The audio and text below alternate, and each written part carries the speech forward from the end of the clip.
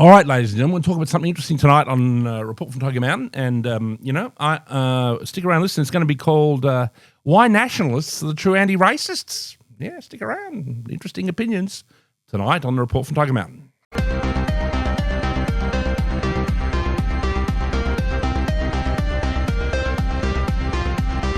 All right, ladies and gentlemen, why are nationalists the true anti-racists? You know, it's a controversial thing because we are the ones always being accused of being the racists. And I know I have some fun here on the Report from Tiger Mountain. I make some jokes and I take the piss a little and, I'm known to do that. I take the piss of Islam, I take the piss of Jews and Judaism, and I do a bit of that. All very good because it's all in good humour, because I think with politics you've got to mix in a little bit of humour occasionally. But, what am I meaning? What do I say? What am I on about when I say that nationalists are the true anti-racists? Well, allow me to unpack it for you. Nationalists essentially want to protect the local culture, okay, right? So in that sense, they are anti-racist. You could say, for example, how could you put it? If there were Japanese people who wanted to protect Japanese culture, and they say Japan for the Japanese, and they would justify, they would say Japan has a unique culture, Japan has a unique history, Japan is a unique people with certain beliefs, with certain, literature, arts, cinema, everything, and that this is really worth protecting. I think most people would say that's quite reasonable, wouldn't they? And they would be about protecting it.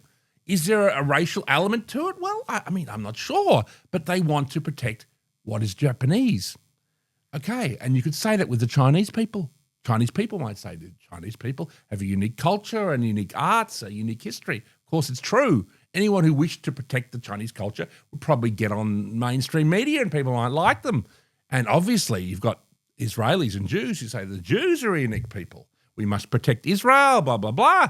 And there's even some element of truth to that the Jewish people do have a unique culture. And that, I'm no friend of Israel, I'll tell you that much, but I understand the desire for them to have a homeland and for them to wish to protect their own culture, right? And they're protecting it because, and then you've got black people who like black power, who want to protect Africa and protect African culture and all this kind of stuff. And then you've even got Aboriginals who wish to protect Aboriginal culture, et cetera, et cetera.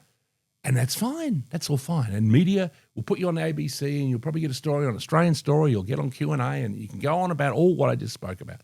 No problem. But if you are a European person, you're not allowed. You're not allowed to protect British culture. You're not allowed to protect French culture. You're not allowed to protect German culture. You're not allowed to protect Swiss culture, Italian culture, Spanish culture. If you're that, you're a fascist. You're a neo-Nazi, okay? But you aren't. In the sense, you aren't a racist. All you really want to do is to protect your culture and to say that's worth protecting. And I think in Australia, we do have a unique culture. I'm a pretty cultured and well-travelled person, ladies and gentlemen. I don't know if you've noticed. I've got a house with about 50 bookshelves in it, and I've got movies everywhere. I've got films. I'm a pretty well-travelled. I must have been overseas about 20 or 30 times in the last 35 years. I've travelled. I read books. I read books on all cultures. When I go to Southeast Asia, I read books on Bali or Thailand or Burma or wherever the hell I've been. Vietnam. I've been to all these places, ladies and gentlemen, and I've read books on these cultures. I've travelled overseas, blah, blah, blah. I love foreign people and I love foreign cultures.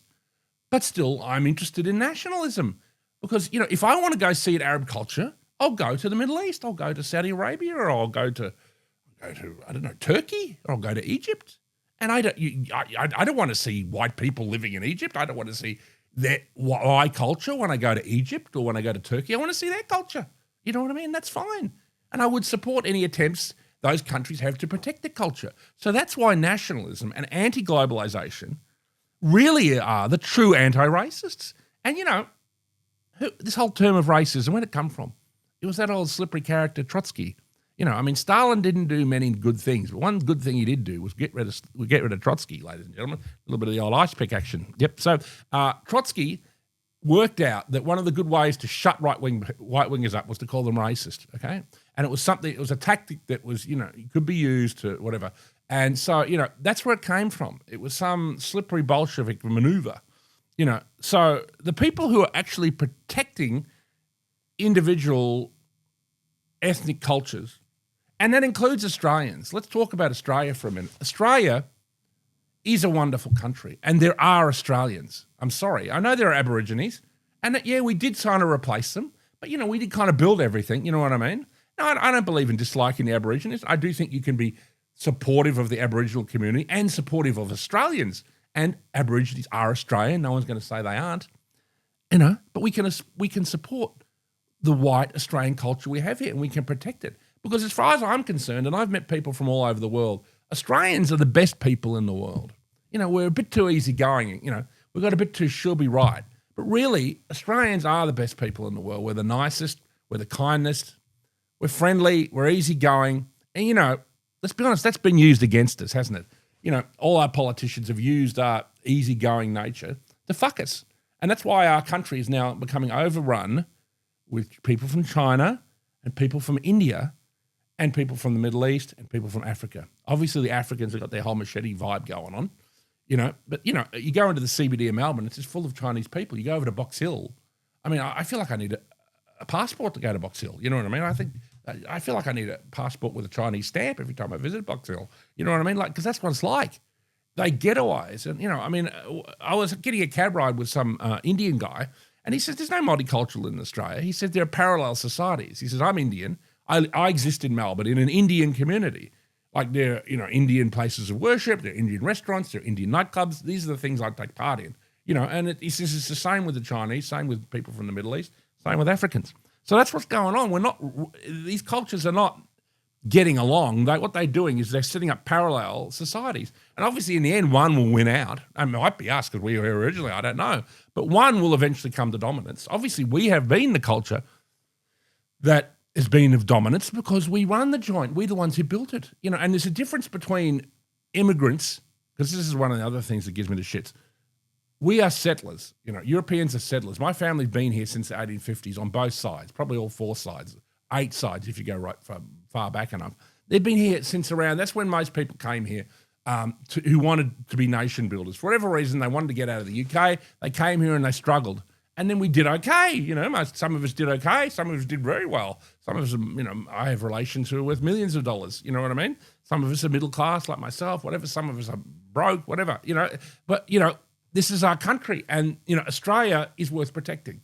And wanting to protect it is not, you know, racist, okay? It's like, you know, wanting to protect an environment. Like there's a beautiful forest, and it's just beautiful, and you just want to protect it the way it is, you know? That's what Australia is. So, you know, really we're conservationists. That's what we really are. And this accusation that we're evil, racists, or, you know, I'm not saying there are not a few people on the far right who do hold what you would call, you know, absolute hatred towards other ethnic minorities. I've never been one of those people, okay? You know, I take the piss sometimes, but I've never been one of those people. I love going to foreign countries, seeing foreign cultures. It's great. But I like to see foreign cultures over there. And I don't mind if they have a holiday here, great. But I just don't want them to live here. You know what I mean? I would like to keep Australia Australian. And everyone knows what an Australian is. It's Paul Hogan. It's Olivia Newton-John. It's Ernie Sigley. It's, you know, Daryl Summers. It's John Blackman. It's Sam Newman. That's what an Australian is. Everyone knows what it is. But, you know, you have that Aussie poster, you know, which is like somebody looks like using a Taliban. It's like Aussie. It's like, no, that's not an Aussie, you know? So that's it. We are the real anti-racists, and that's the great obscenity of it all, you know, of the whole globalist worldview. It's like black is white, white is black. Everything is round the wrong way. We're the people who are like the conservationists of how this country has been, and that's the truth. And that's all I wanted to say on this, you know, slightly more serious report from Tiger Mountain. Thank you.